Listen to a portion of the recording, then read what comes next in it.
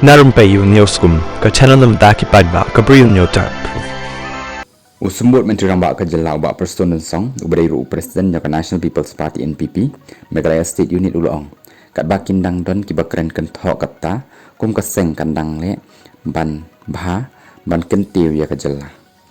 Aikin kren kat baki kren, ngim dan ban kenno, ni ban sngau hynrei, ngin trei bet jala ke kamram, ban wanra, ya karoi ke pawar, hapok ke Jelah.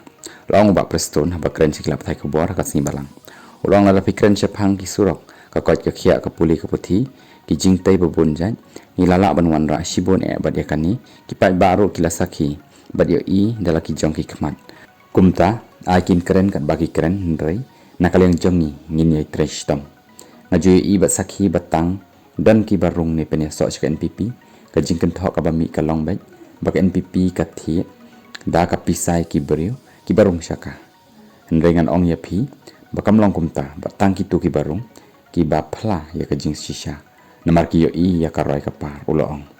Bah Prestone ulong, badang hakini kita yo, dan ki belarung syaka kongres, hatu laban ong baki thi zenit, hynrei le si, ki dan la ke jong kan nong rim, ni zenit udan la ke jong kan jing perkhat.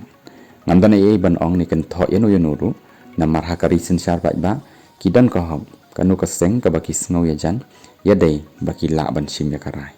Long Bah Prestone. Ngamdan ban kan tho hynrei, tangkawai kalong, banga ai ka jingkit bokit ruyang.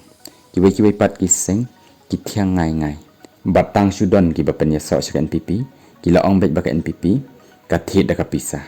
Ngas ngau khan, bahadu kan no kata ka jing riu spa jong ni, kum ke NPP. Ngidan ka mensim ka beriu spa, bat ban wanra ka roi ka pare ka Jelah ulong. Hakawai pat kaliang Bah Prestone ulong, wada pedeng ki jing bat jing duna, babun ki jing angnut, hi kilong, dang trei shitam ban wanra ka roi ka par, habarok ki constituency ki shinong ki thau. Ngin trei shitam, tang nak banta ban yakun ki election hynrei, ngin trei shitam, ban yo i ya ka jing kala, jong ka Jelah ka jong ni.